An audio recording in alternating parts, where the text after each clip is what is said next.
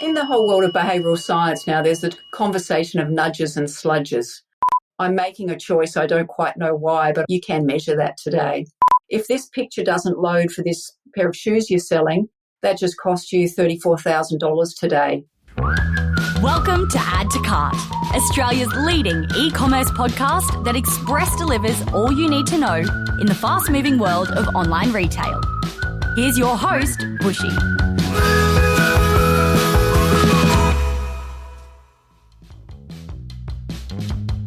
Welcome to another episode of Add to Cart. I'm Bushy and I'm joining you from the land of the terrible people, otherwise known as Brisbane, Australia.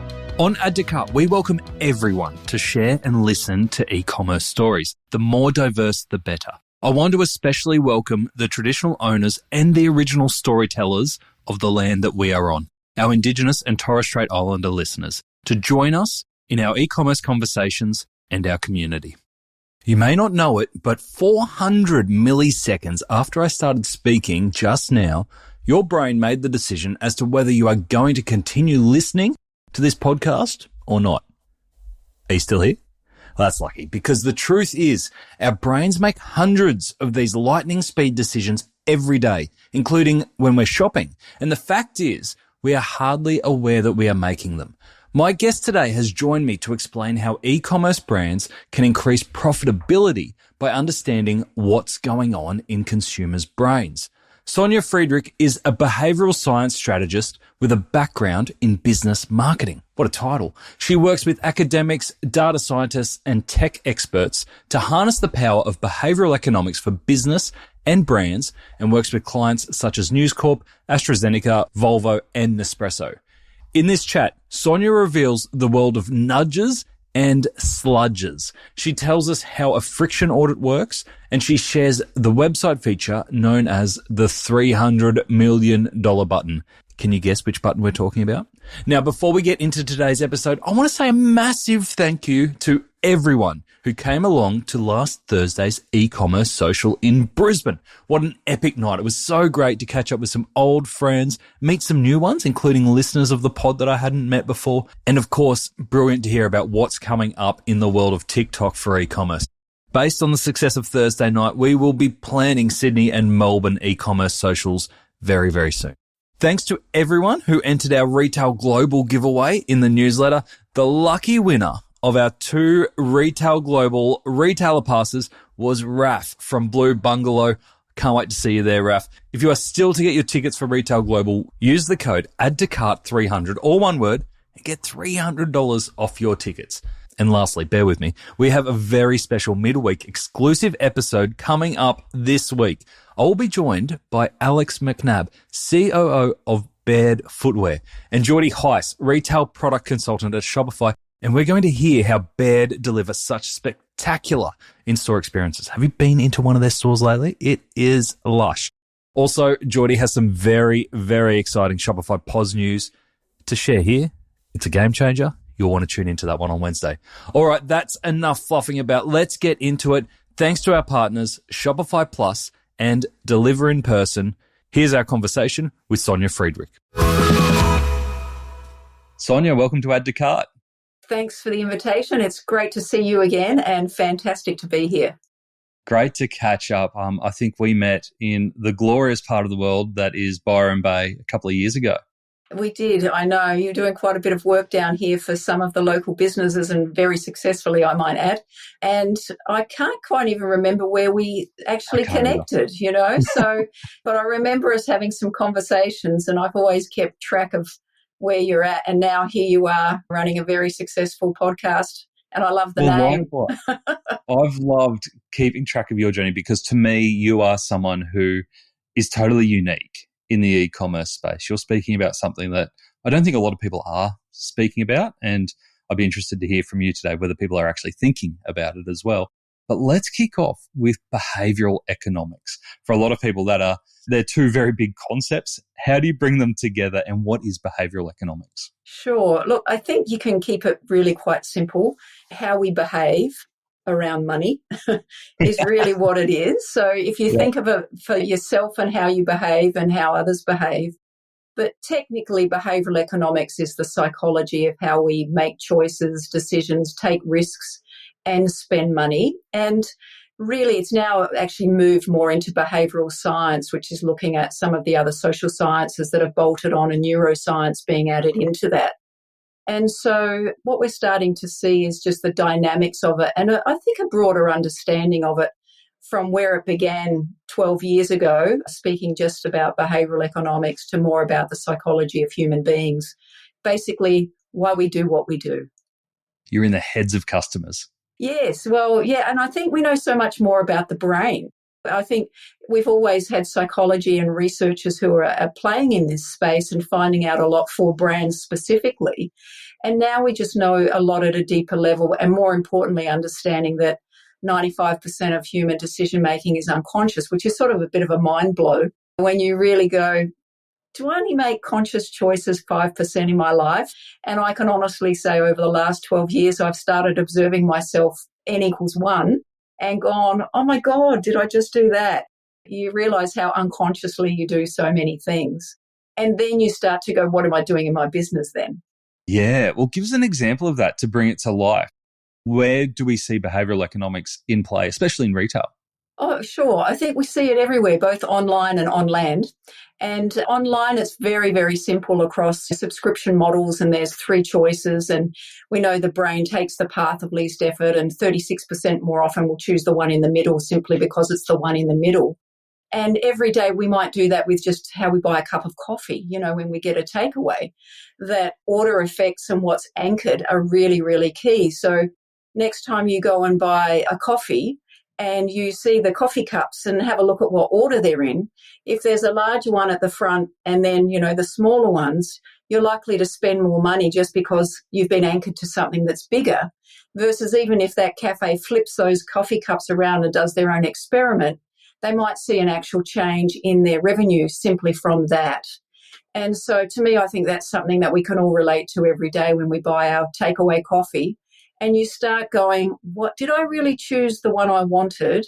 And how much coffee did I really want to drink? And none of us really make that choice. And if you added in another coffee cup size, the next day when I went back to do it, I'd probably choose a different one, even if every day I've been choosing one, saying that's how much coffee I like to drink. So when you start observing it in your day-to-day, you start going, oh, okay, I think something happened there. And for me, still, the aha moments happen after I've walked away.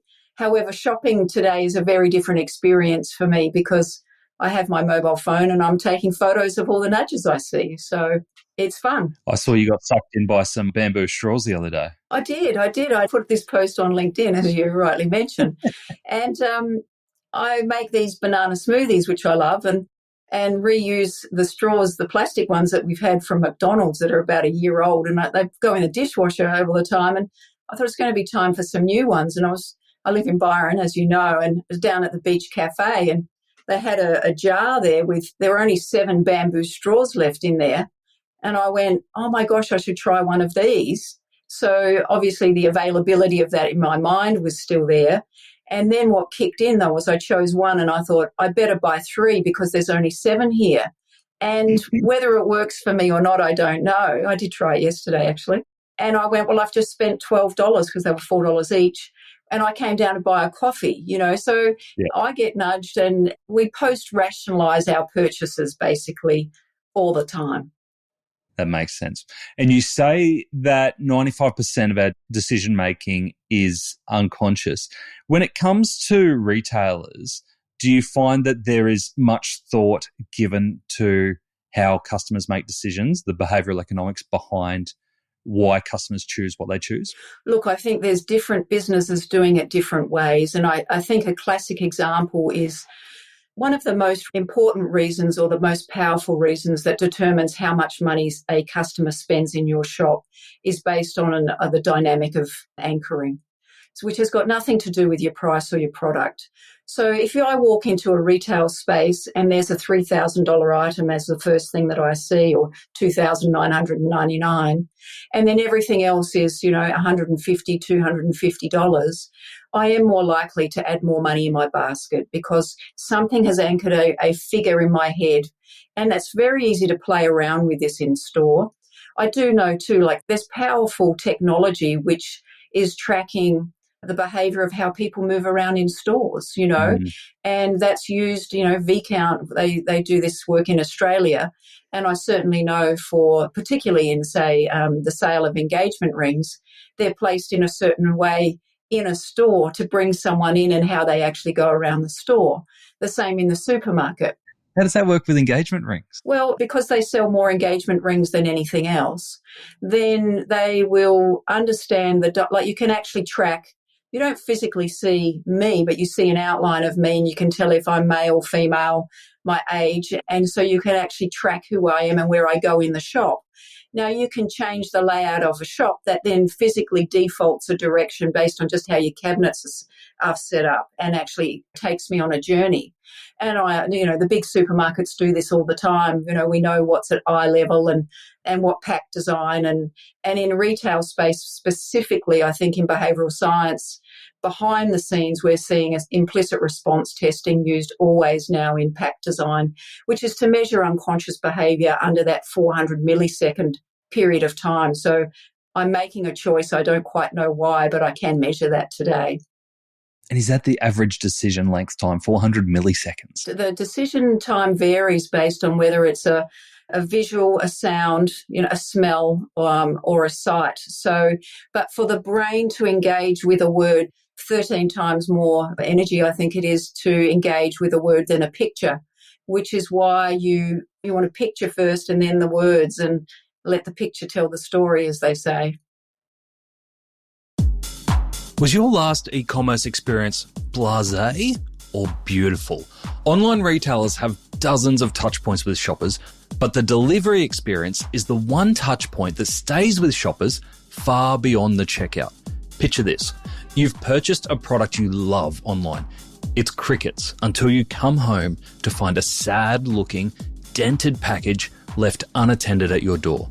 Sometimes that's all it takes to turn anticipation into heartbreaking frustration. How can you tell if this is happening to your customers? NPS, or Net Promoter Score, is a critical indicator. The average NPS in e-commerce is just 50. Deliver in Person, the delivery experts who create remarkable post-purchase experiences, consistently gets around 98 NPS. Deliver in Person has already helped brands such as July, Samsonite, The Party People be even more adored by their customers. How can they help you turn the last mile into the first smile that shoppers have when they think about your brand? Find out at deliverinperson.com. I could imagine that this is ingrained too in making and breaking customer habits, not just making decisions. Would that be right? Oh, absolutely. I think I have a different respect now for how difficult it is to change a customer's behaviour because everything is so hardwired in our brain.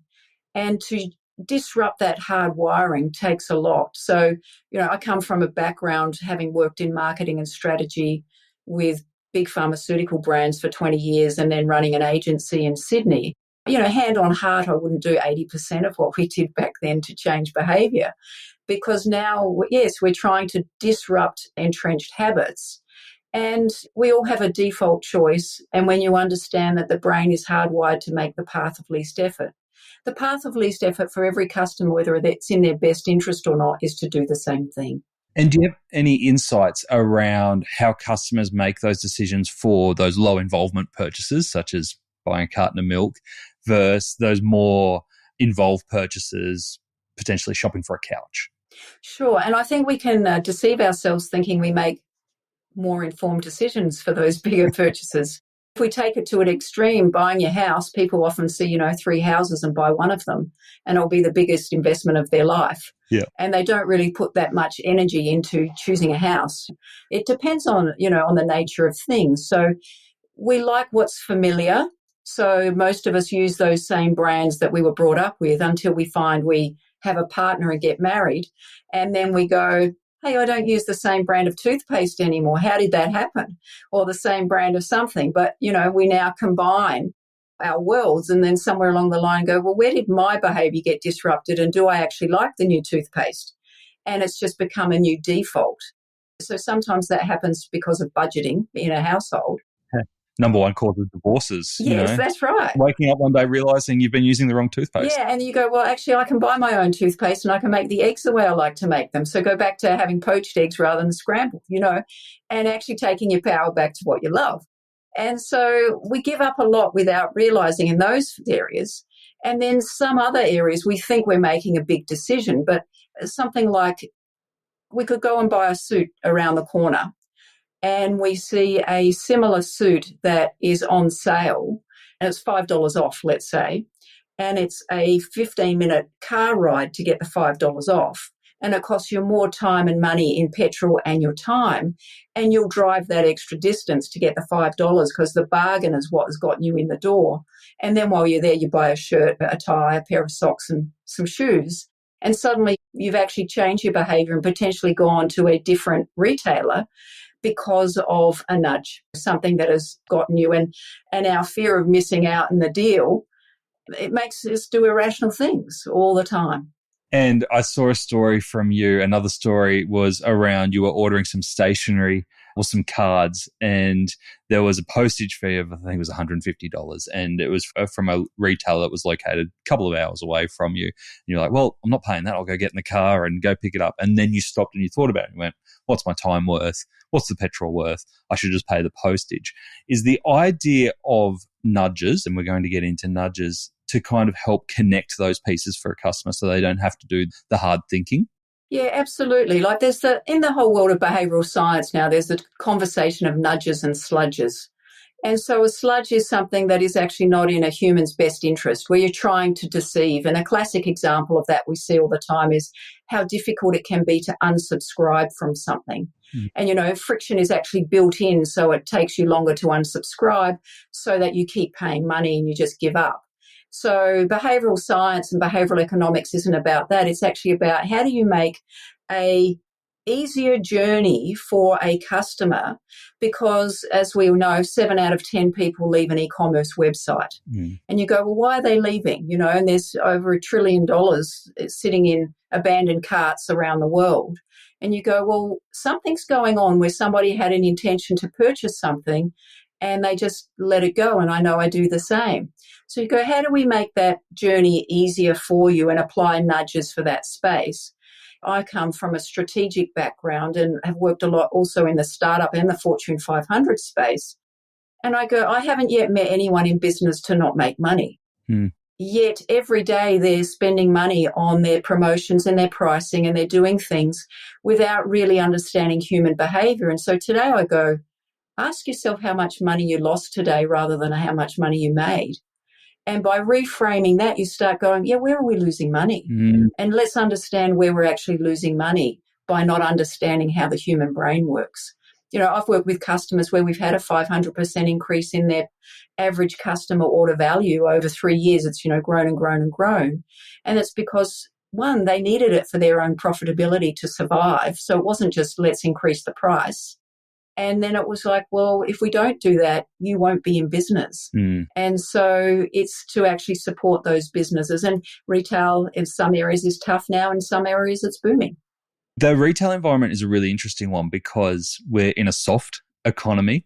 But do you think that there's still money being left on the table and people are actually blaming a soft economy rather than being smarter about going after those nudges? Yeah, look, I do agree with that. And I think there's always winners and losers in any economic scenario. And so the question is, what business are you in? And if you're in one, say, let's call it in the potentially lost category, then you go, well, how do you get smarter in that category? And I definitely agree with you that if you have a look at your dropout rates or your customer disengagement, and if you don't really understand how the brain works, your customers aren't consciously disengaging, they just disengage. And so you need to now understand that. And the areas are nudging and also removing friction. And I now believe understanding and mapping friction journeys is more powerful than understanding a customer journey. If you eliminate friction, you can actually have customers stay with you and spend more money. And then you go, well, they're here. They want to be here. Like, I know there's brands I love, and I go, I want to be here with this brand. And if I find something else that I like, I'd be happy to buy it today. Yeah. It saves me time coming back later. So, yes, I think I always go back to the last GFC. And I know of businesses who said it was because of the GFC. And I actually know it wasn't anything to do with the GFC that some of those businesses went down. It was because they didn't understand their numbers and their data and their customers. And today we throw in tech. Yeah. There is a tech edge that is happening that everybody can actually apply. It's so interesting because as you're talking about the landscape where behavioural economics can play in retail, it obviously does go across pricing, it goes across finance. But to me, it is almost like a branding exercise as much as anything because you're demonstrating value to your customers. And to me, that's all wrapped in together.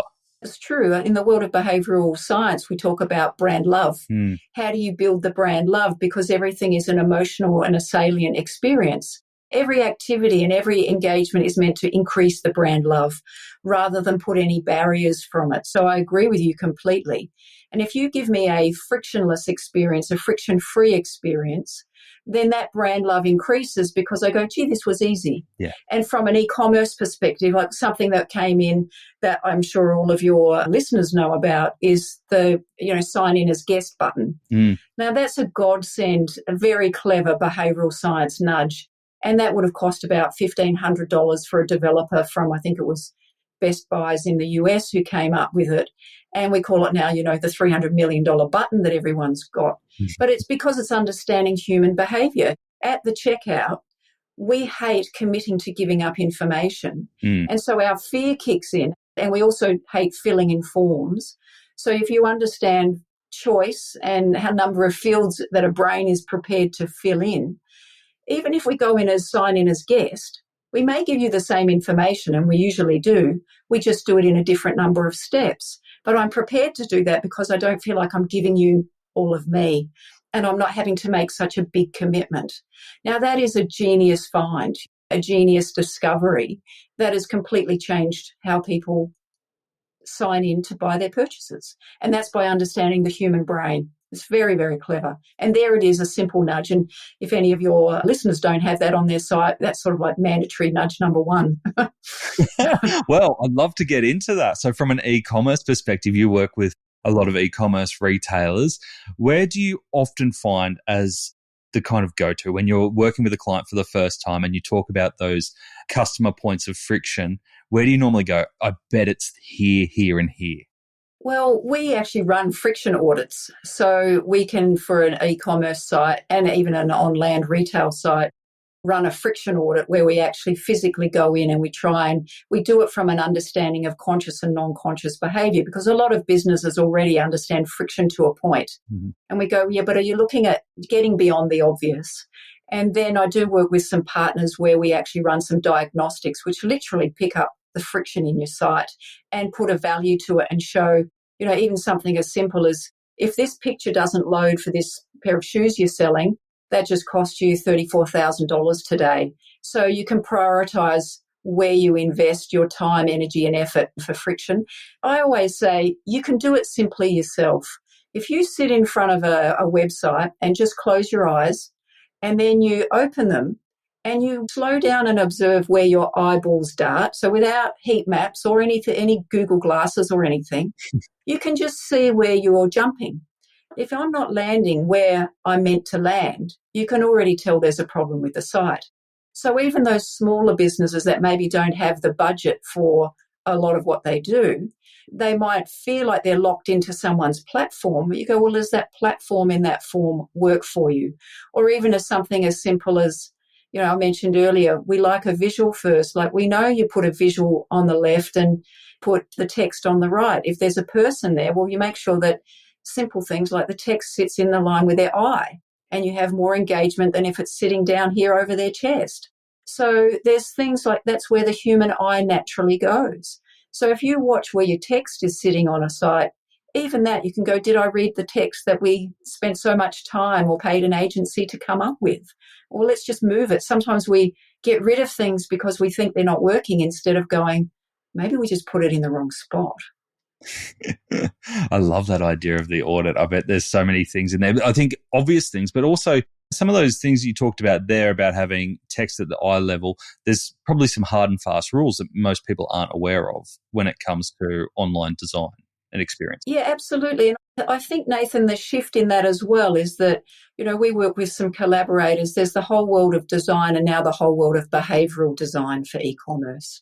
And they are actually two different things. One is about understanding human behaviour and designing on a website for the human experience and truly understanding that. And the luxury of e-commerce is this ability to A/B split test. And for most behavioural science, we now want to split test in the real time as well, whether you're on land or online. But you do have this luxurious space where you can see how things impact and watch it in real time. And, that world of testing needs to go beyond the designers and developers to the marketers and and everyone, and go become a culture of experimentation is where the power lies. Yeah, fantastic. Now, the reason we picked up our chat is that we were talking over email recently about your new venture and your new collaboration, which is taking the years of work that you've been doing in behavioural economics and using AI to help retailers especially insert dynamic nudges into the website so that it is tailored for the customer. It's called behamics. I'd love to hear more about that and how that came about.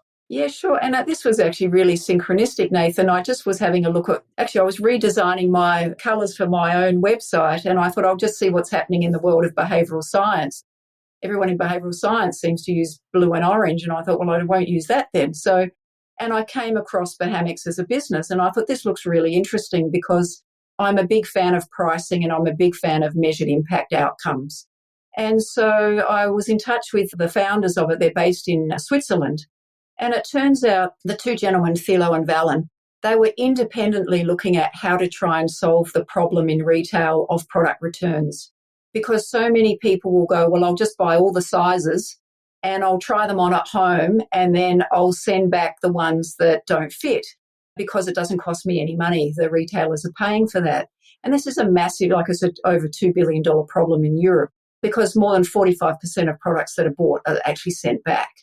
So their intent was, well, can we start solving this problem? And they started to actually build nudges. And one's a behavioural scientist and the other is an ex-AI programmer from Google.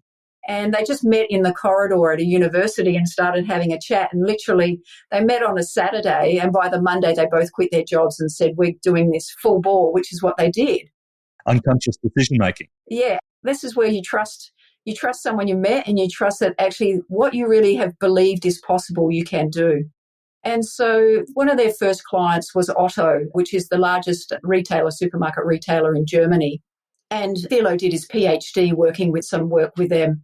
And so that's sort of where it all began. And the rest, as they say, is history, is that now what happens is, and the nature of it is that there's more than 1,000 intelligent nudges, we call them, and they're not hard-coded into the website. It's actually understanding that even your customer base that comes to an e-commerce site, we're not all the same.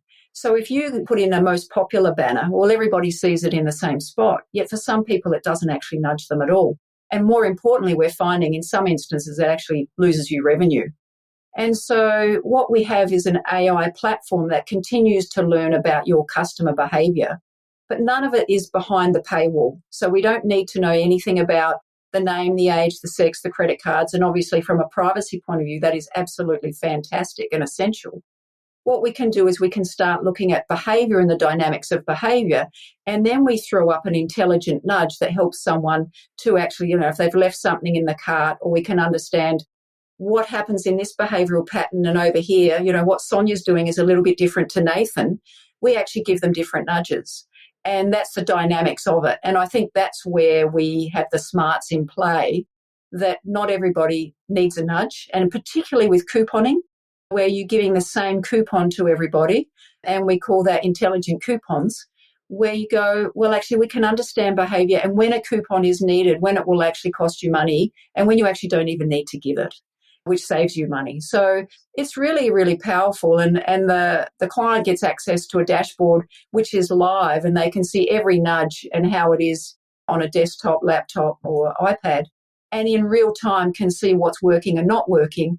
And we come up with this dynamic set and work out what's best for everyone's site. So something that works, say, in grocery may be different to a luxury good to the car market. And so you want to start learning about each vertical, how they work best. Yeah. It's just cool and clever. So for me, when I saw it, I went, we do a lot from big data and personalization to pricing and friction. And then it was like, this is the full stop at the end. And I thought this is a really nice thing to bolt on to my offer with clients. So I've become a global strategic partner with them. I love it. And we're now offering that to clients in Australia who have never had access to it. It's fun and it's cool. And and the best of it too, Nathan, is that you only pay on success. Yeah, okay. So, which is pretty rare these days, but that's how much we believe. Overall, we're getting a 20% increase in net revenue for businesses, which is significant in a time for your online. And you go, well, and all it is a line of code that gets plugged into your site. Okay. We're doing what we say, which is take out the friction and make it easy for the customer. Yeah. And you've got 1,000 dynamic nudges in there, I understand. And you sent me through the deck, and I was nerding out as well because there's some brilliant screenshots in there around the different types of nudges. One that caught my eye was you had the cart populating and you could see it was a fashion site and there was a number of items in there already. And then there was a little nudge, a little text pop up that said, we cannot reserve any more items in your cart. So obviously not costing anything, but just saying, hey, do you want to actually stop, make the purchase and reserve the items before you continue window shopping, which to me is really interesting. And I hadn't seen that before.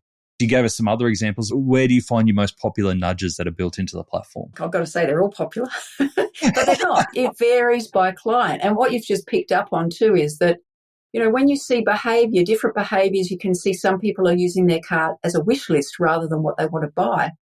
And so the behavior of that you want to try and reduce, because then you've just got all these things being reserved in a potential sale scenario. And if your stock runs out, you can't fulfill them, you're in trouble.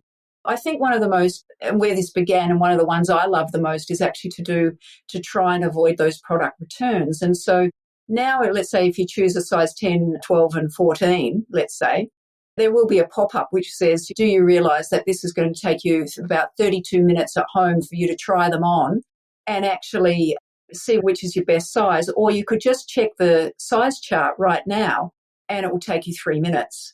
There's different dynamic ones, but we have had a 5% reduction in product returns overall from these dynamic nudges. And for those businesses, again, the cost and implication of that is significant. So we're getting an increase in online sales, and then we're reducing now the product returns. And I think the other area that I like too is that, most people put up a banner which says most popular, and that's hard coded in. And we now also realize that that doesn't mean it's something for someone else. So we might have 40 different nudges of different banners that come up depending on the behavior, where we learn which ones actually have more impact for that person in that point in time. And that's what I love about it, is it's dynamic. And then if I'm a VIP customer, we've got clients who go, well, let's create different ones for our VIPs because they're coming back. We want to treat them differently.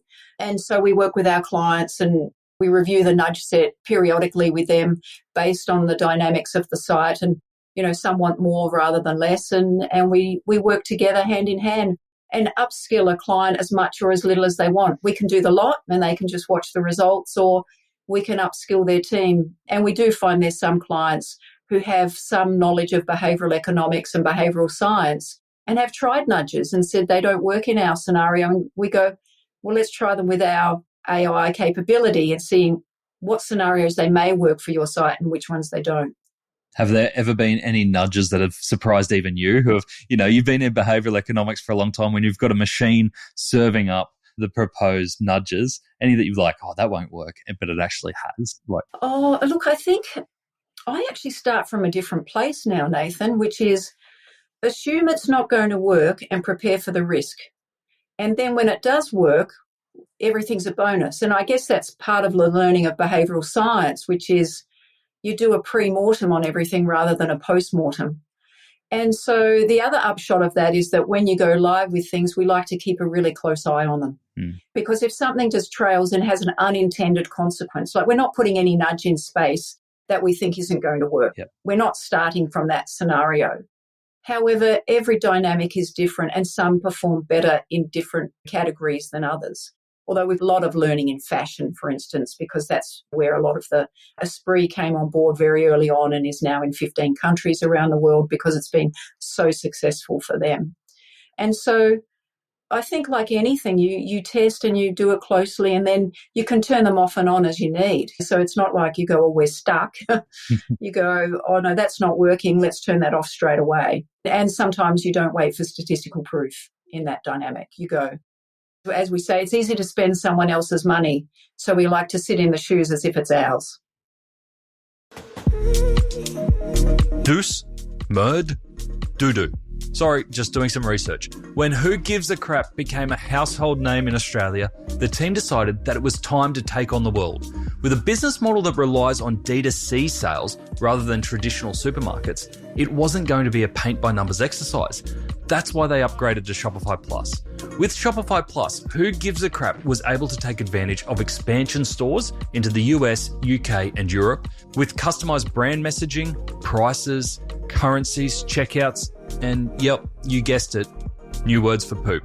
With automated B2B capabilities, front-end customization with Shopify Flow, and seamless integration with partners such as Klaviyo and Recharge, Who Gives a Crap are taking on the world. They've surpassed 1 million international orders and increased customer lifetime value by 20%. Check out shopify.com/au/plus and get in touch with the Aussie Shopify Plus team to see how Shopify Plus can help you take on the world.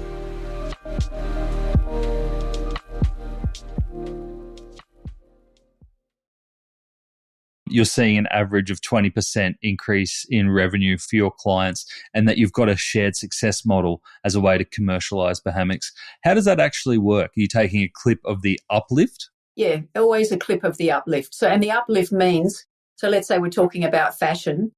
You've got an increase in revenue. You still have got returns, And so what we do is we have a control that's actually built into the system live. So the control can always show the improved uplift from the behamics nudges, and it can show the reduction in product returns for the uplift as well. So that's always in play, and any customer can check all the data. They've got access to it if they want to have a look at it. So that's really, really good. And then the percentage is usually around 15%, but it can vary depending on the profit margins. Profit margins in luxury goods are a lot higher than in grocery, for instance. So we're always prepared to negotiate on that. The last thing anyone is going to do is take it on and it costs them money, but you get the uplift, and then every month with your uplift, you pay us, and you can turn it on and off. There's a licensing agreement, but there's zero lock-in contract. Yeah. You don't have to sign up for 5 years, or sign your life away. We very much back the performance of it. Separate to that, we do have a diagnostic product as well, which you can it's to see where everything's falling over and put a cost value to it. And then for your internal tech team, actually show where it's located so they can see exactly where that is. And that's obviously powerful as well. At the moment, that's its own cost, but I'm suggesting we actually build that in and do that on a pay on its performance model as well, and just have a default that you get both of them because they're both advantageous. Yeah, okay. Which I'm sure we'll have a look at over the next couple of months of integrating both of them into the same pricing model. And I'm sure there's lots of metrics that you can see impacted by nudges. We're talking everything from conversion and revenue all the way through to returns. How do you measure what is specifically from the nudges versus what else might be happening in a business? Promotions, new product, everything else. Yeah, that's a really good question, because obviously around sale time, we know that businesses are doing certain things, or they have a product launch or a certain time of year that they change something for their business because it works. And they also know the dynamic. So they're doing that as well. They can do all of that. And then what happens is that because the AI is all about behavioural trait, we can actually monitor what's happening with the behaviour just as the control versus what behamics is. So you may get your uplift. We don't get a cut of anything that's from what you're doing. Let's put it, they don't merge in, and we give everyone a demo. So anyone who's interested, the key is you need to have over 100,000 visitors to your website a month. Yep. we know that the system optimizes from then on. We can do some slightly lower, but really we don't want to take anyone on under that. And, some people have got millions coming. So the data is very, very powerful. We set up a control group, and usually early on it's a lot more robust. And then what happens is a client will go, well, let's reduce the size of the control. Like it might have started with 40,000 users or the same as the behamics. And once they get their confidence in seeing that, they go, well, actually, I don't want 40,000 of my customers not being nudged. Yeah. What's the lowest that we need to have as a control that's still statistically significant for our business? And so we then reduce the size of it, and we can change that control group anytime. But basically what happens is that there's a behavior pattern and we know when to nudge it. And for the control, there's the behavior pattern and we don't nudge it. And so we can actually have them running, side by side. And I can see you nodding, so you understand how that can actually work live. Yeah. And then the client can see, if we had a dashboard in front of us, we could see right now in this moment in time what's working, what's not working, how much the uplift has been. You can see it by time of day, by second of day. And you go, oh my gosh, we've just done X. Yeah, which is, just watch the money roll in and the returns stay away. Well, I think that here's, where people go, well, is it too good to be true? And one of the things that can happen is that the average order value itself can sometimes go down. And the reason that the average order value can go down is that the customer is actually having a better experience and not buying the 3 sizes of the clothes. Okay.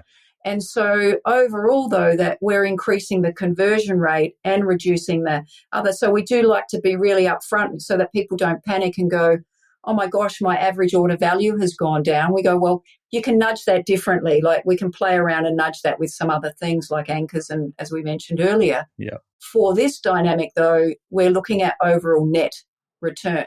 The payment is on the net revenue. So you can get a net, you still get your revenue uplift. You've still got your product returns. We take them off. And it is about the true uplift. And you mentioned a single line of code for implementation.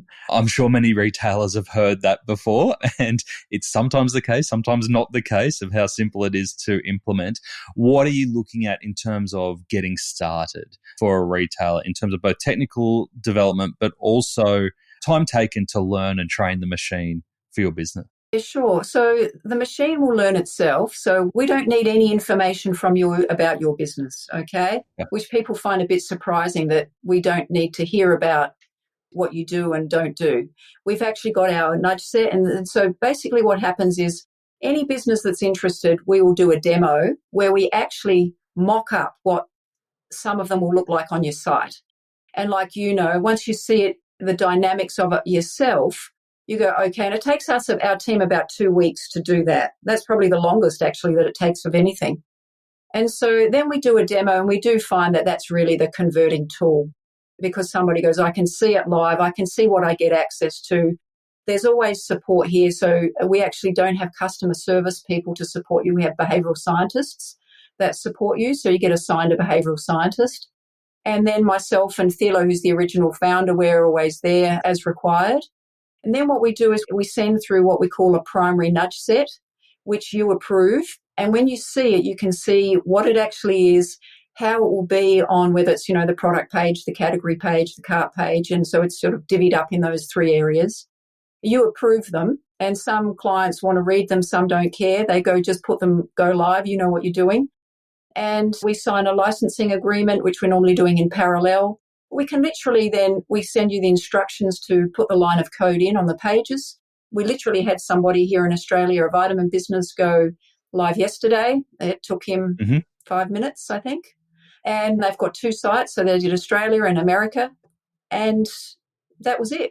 And if you need hand-holding, we have a front-end developer who will go, okay, let's do it together. Here, you put it in. We literally are talking minutes, Nathan. Yep. It is 1 line of code and it's minutes. And if it's both the nudge and diagnostic tools, that still is only 1 line of code. Yeah, great. Oh, fantastic. If we've got retailers who are really interested and are more visual people. You mentioned Otto, you mentioned Esprit. What are some of the sites that you would recommend that they go and have a look at to experience some of those nudges for themselves? Okay. Well, I think if they go to the behamics website, you can see the number of the businesses that are there. You know, we've just got Volvo and Nespresso on board in Germany, and a lot of the businesses are actually from Germany and Switzerland, and then rolling out from there mainly because that's where the company is based. You can go onto those, like just have a look at all of their businesses there and start having a look. I think the key is that don't try and copycat a few of them is all I'd say, because people can think, oh, we can just put that into our site, and that actually defeats the purpose. And we had a client last week who said, well, once we learn what's right for our business, can we hard code it in? And we're like, no, because behaviors change. That's the whole point, is the dynamics of it is actually the win. Yes. So you'll see some elements of it. Go to those sites. Yeah, and I agree, Nathan, have a look. Or I would say, firstly, if you're really interested and want to try and see if you can, how do I increase my net revenue by 20%, and you have 100,000 visitors or more, just get in touch with me and let's have a conversation. And why don't we set up a demo and we show how it would actually look for you, and we do a demo. And beautiful. I do think it's a bit of a no-brainer. Like a lot of things can be too good to be true, but when you've got the likes of one business in one country made an extra 15 million euros in one country alone last year, and then before the Christmas sales said, we want to get another 5 countries live in 2 weeks. Yeah. So, you know, the proof's certainly there. Yeah. I haven't had the chance to use it myself with any of the retailers I'm working with, but the examples that you sent me and the deck that you sent me really got me excited. I think it's really fascinating use of AI that is outside of the normal thinking of how we can use AI in a retail business. I agree. And look, I'm on LinkedIn like most people in business, and the last year has been posts galore about what you can use AI for. And I went, Sonia, you're not an AI expert and you're never going to become one. And all I found was that it was a big distraction of my time. And I thought, just wait till some people work out how to use it and then work with them. That is a skill set in its own. So I feel really privileged to be working with the smarts of the team of behamics and everyone who's behind it. And I think too, there's pressure now in businesses to say, what are we doing with AI? And that can again disrupt your own processes, your own business, and cause you to jump on board of something that really doesn't actually add value to you. So, you know, that's one area we're using it. We can see even in producing social media, once you understand all of your different segments, you can actually use AI to generate some of your socials, etc. This has certainly got traction. And, you know, even from a validation point of view, there's a society in behavioural science called GABS, and GABS awarded behamics their annual award in 2023 for R&D and AI, which I think that endorsement, Daniel Kahneman is actually an advisor to that, as is Robert Cialdini. Dilip Solman's on the board of that as well. And we're talking some serious players in behavioural science. So I think to get that acknowledgement is a significant affirmation. I think you've just excited our science nerds. Good. What is the best way? You mentioned you're on LinkedIn, you've got your personal consulting, you've got behamics. What's the best way if people have heard this and go, I need to talk to Sonia about this? Well, I think the best way is just to send me an email, sonia@soniafriedrich.com. Have a look at my website. There's some information on there about behamics and the team. It's one element of what we offer. You're absolutely right. And I think the key is that for Australian APAC clients in particular, it's pretty exciting that nobody else is offering this in Australia. Yeah. Sonia, I'm really excited and I can't wait to continue our conversation. Thank you for sharing everything that you're doing, taking us on the journey of behavioural economics and then lifting the lid on behamics, which I think is also very interesting. So thank you for joining us on Add to Cart. Thank you. It's been a pleasure and it's fun times ahead.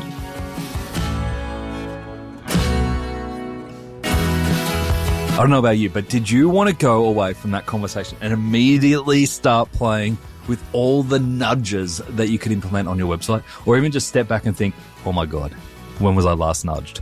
It happens all the time. So thank you, Sonia, for bringing this to our attention and showing us how we can use this in our e-commerce businesses. Here are the 3 big takeaways that I took from that conversation. Number 1, anchor pricing. It is worth revisiting some of your key or your core items on your site and understand the decisions that are being made by your customers and what your customers are comparing. It might be another size, a more premium version, or your overall pricing.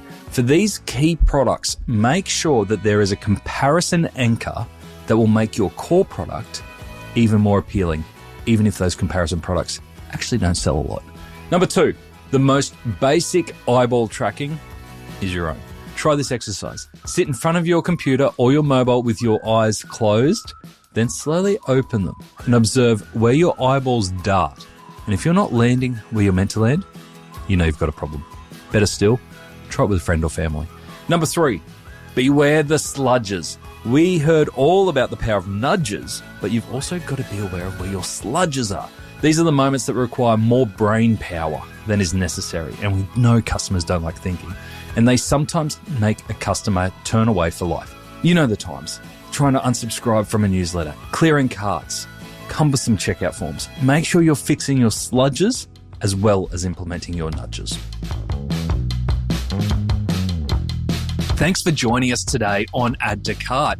To listen to all our e-commerce conversations, now in the hundreds, you can head on over to addtocart.com.au. There, you can also join up to our free private Slack community to share e-commerce ideas, tips, and questions with other listeners. You can also subscribe to the Add to Cart weekly newsletter and browse some of the video highlights from our chats. There is a lot there. That's addtocart.com.au. And if I can ask you one thing before you go, if you enjoyed today's episode, make sure you share it with a friend or a colleague who could benefit, or leave us a review. It really makes a difference. Thanks again for listening, and until next time, keep those customers adding to cart.